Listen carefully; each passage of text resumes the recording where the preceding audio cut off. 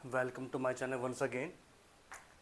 हमने लास्ट में डिस्कस किया था टॉपिक, दोबारा एक बार रिकैप कर लेते हैं बार बार से पढ़ने से पहले। अब हम पढ़ेंगे गॉस थ्योरम। गॉस थ्योरम से पढ़ने से पहले एक बार जितने थोड़े से हमने लास्ट टाइम पढ़ा था उसको रिकैप कर लेते हैं। Electric field at axial point is equal to 2 times of electric field at equatorial point, पहली बात। दूसरी बात, इलेक्ट्रिकल डायपोल मूवमेंट का फॉर्मूला होता है Q इंटू 2A, ठीक। तीसरी बात, अगर कोई इलेक्ट्रिकल डायपोल हमने इलेक्ट्रिक फील्ड के अंदर रख दिया तो टॉर्क होगा इसके अंदर P क्रॉस E, जिसका मतलब होता है PE साइन थीटा। फिर मैंने बताया था कि ये हमारा क्रॉस वेक्टर होता है जिसको हम AB साइन थीटा कहते हैं।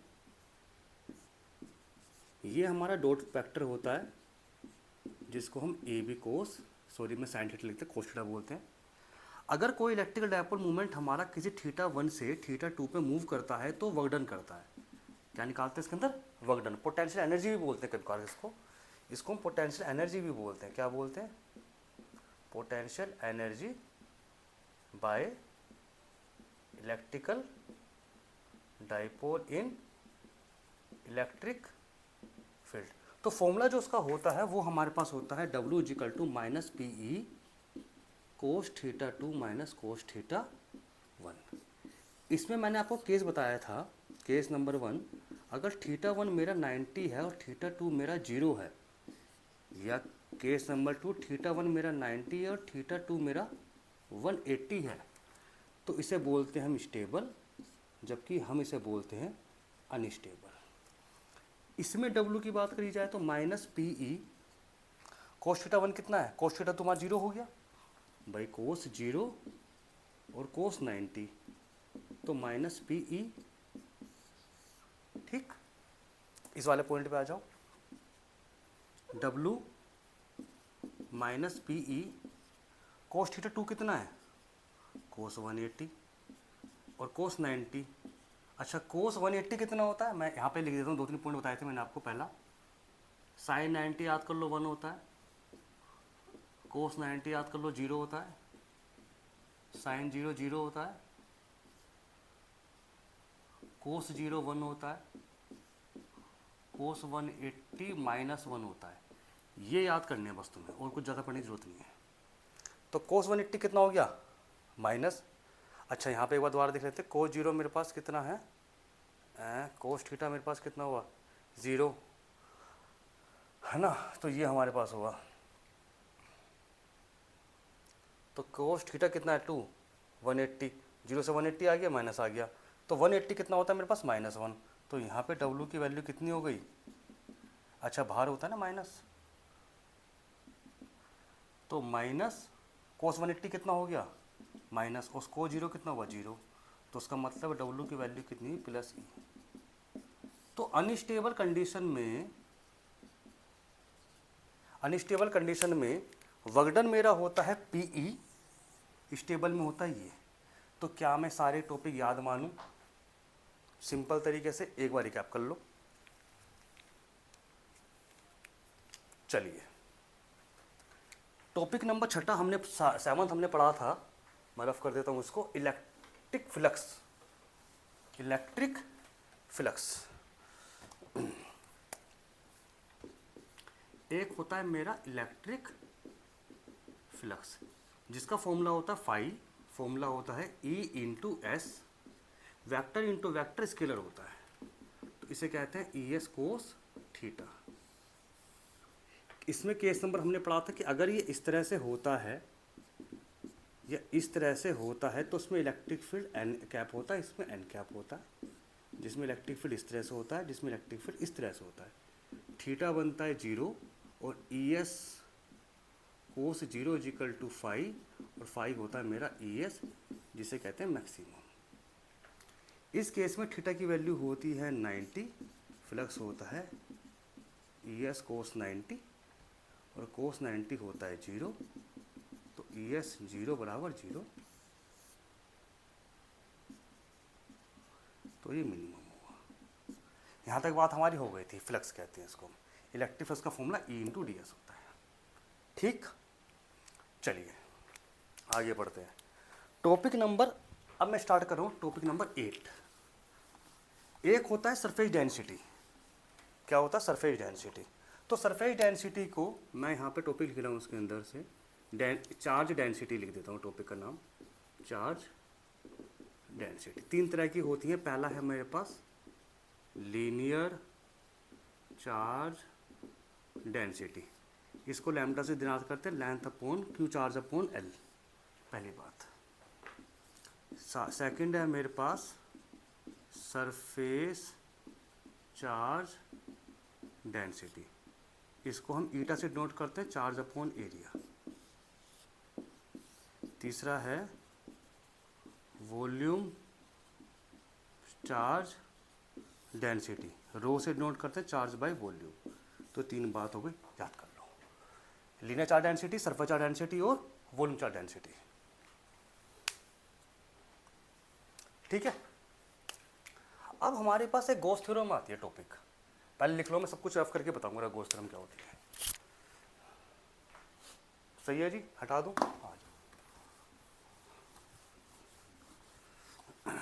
टॉपिक खत्म हो जाएगा इलेक्ट्रिक फील्ड आज, फिर पढ़ेंगे कैपेसिटर। इलेक्ट्रिक फील्ड बड़ा टॉपिक था, खत्म हो जाएगा ये आज।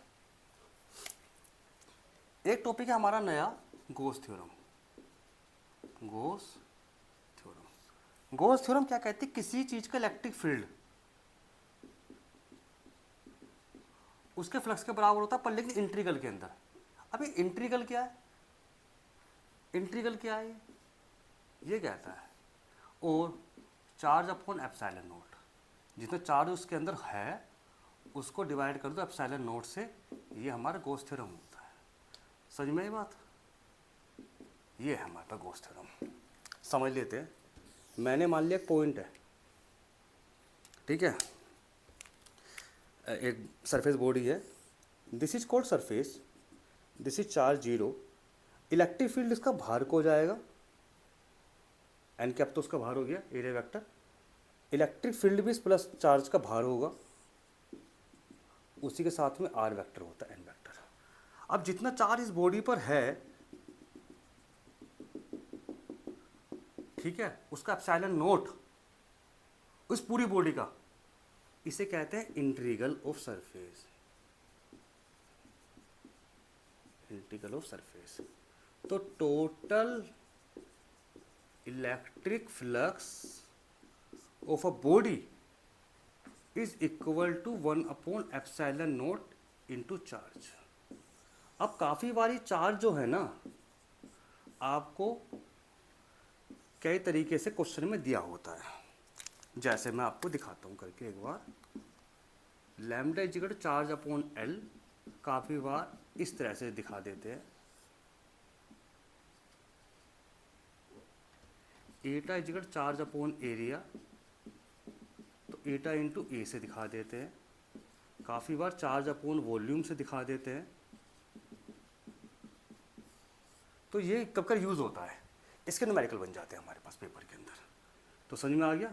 इसे कहते हैं हमारे पास क्या, अगर मैं इसको इस फॉर्म में लाता हूँ ना, तो मैं न्यूमेरिकल बनते हैं पेपर में जो आते हैं। तो कहने का मेरा मतलब इतना सा है, किसी बॉडी का टोटल इलेक्ट्रिक फ्लक्स किसी का इंटीग्रल होता है उसके एफ इंटू डी एस या फिर चार्ज अपॉन एप्सिलॉन नोट का। सिंपल सी बात है, याद कर लो फटाक से इसको, फॉर्मूले को।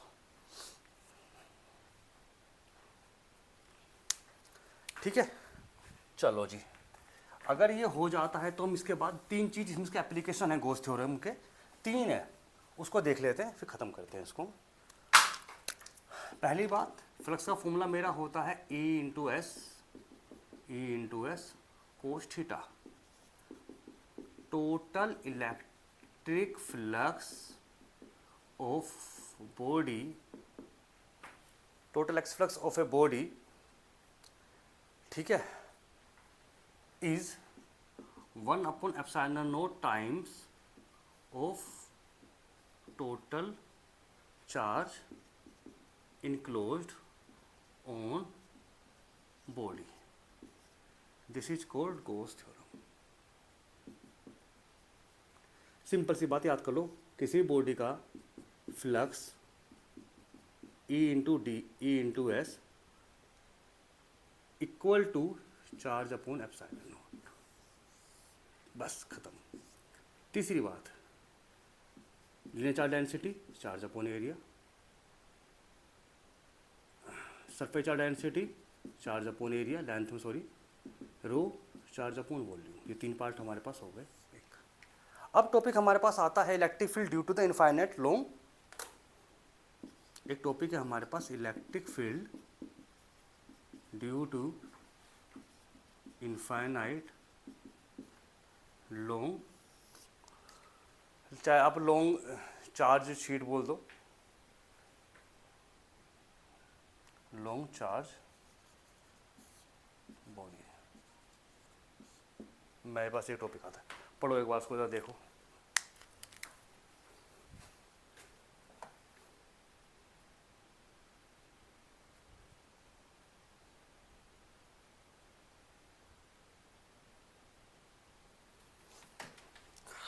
तो यहाँ तक हमारे पास टॉपिक आ जाता है, ठीक है।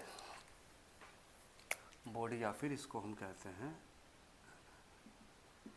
या वायर बोल देते हैं इसको। तो इसका जो हमारे पास कोई एक, मैंने पास एक बॉडी मैंने मान ली, इसके ऊपर चार्ज हैं कुछ, ठीक है। अब जो इसका इलेक्ट्रिक फील्ड है वो इस साइड भी होगा, इस साइड भी होगा। तो इसका जो इलेक्ट्रिक फील्ड का फॉर्मूला आता है याद कर लो, बट डायरेक्टली सोल्व करने की जरूरत नहीं है। लीनियर चार्ज डेंसिटी, ठीक है, 2 pi epsilon not R E, ये इसकी रेडियस है, ठीक है। ये जो हमारे पास हुआ ये क्या हुआ, linear charge density, linear charge density, क्योंकि बॉडी हमारे पास कौन सी लीनियर है, ठीक है। याद करो फटाक से इसको, 1 2 3 करो, जल्दी करो, फिर आगे मैं 2 टॉपिक को बताऊं, खत्म करूंगा टॉपिक को।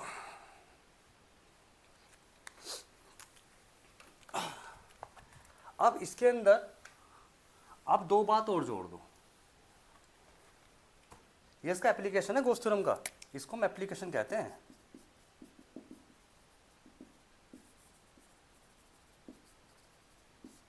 चलो एक फोर्थ बात है, देखो, electric field due to charge thin surface,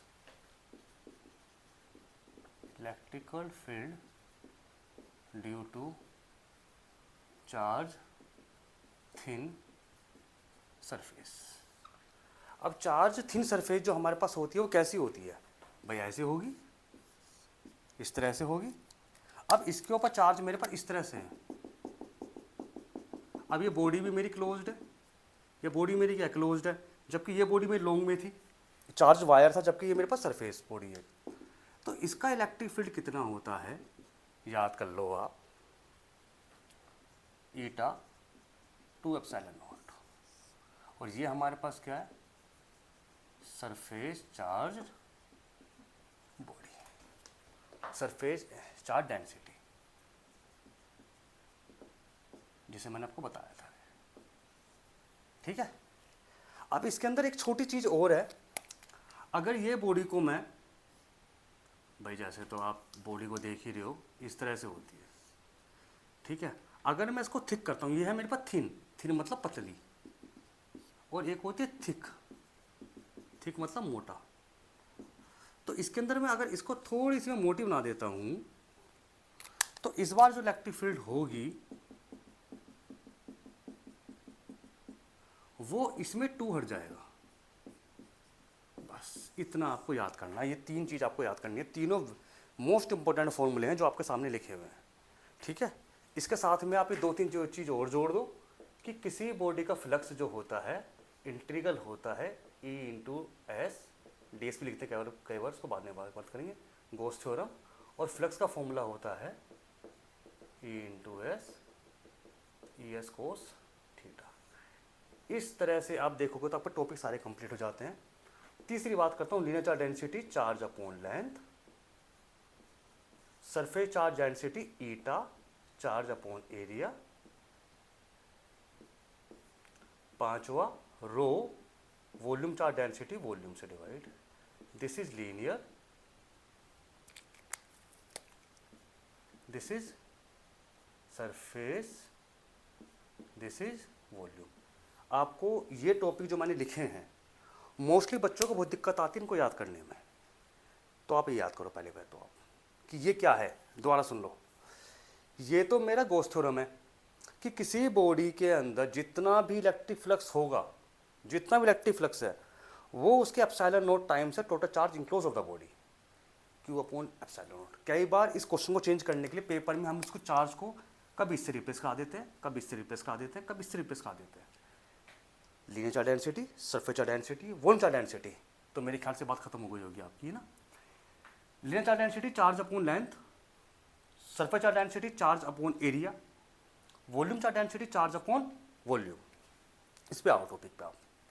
electric field due to long straight charged wire, किसी लंबी जिसकी लेंथ है उसका इलेक्ट्रिक फील्ड कितना होता है बच्चों याद करो। Surface charge density, sorry linear charge density divide 2 pi epsilon not into r। r is a radius, r is radius of wire. Cross section area होता है उसके वायर लेते हैं हम। खत्म मानो उस टॉपिक को। अब अगले पे आओ। लीनियर की बात होगी, अब चार्ज बॉडी। चार्ज बॉडी मेरे पास सरफेस होगी, सरफेस या तो पतली होगी या मोटी होगी। अगर पतली होगी उसे कहते हैं हम थिन, पतली कहते हैं थिन, और जब मोटी उसे हम कहते हैं थिक। तो मोटी और पतली के अंदर जो फ़र्क है वो ये है कि मोटी वाली के अंदर नीचे 2 नहीं आता, पतली वाले में 2 आता है। Surface charge density upon 2 epsilon naught, मोटी वाली में surface charge density upon epsilon naught. आप अगर दोनों को देखोगे दोनों both are not depend upon distance, ठीक है।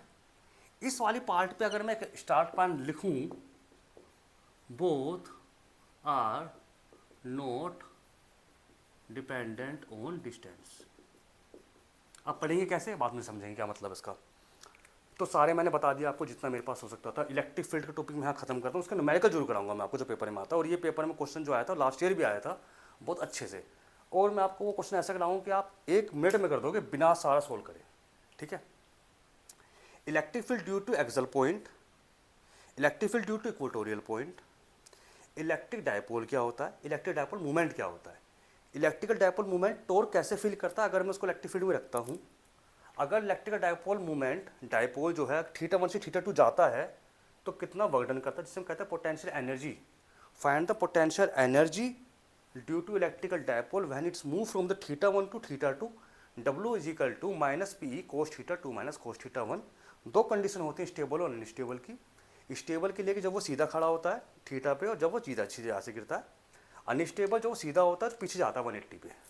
180 के अंदर आप देखोगे तो माइनस आता है और प्लस आता है, जबकि स्टेबल के अंदर प्लस आता है, ठीक है।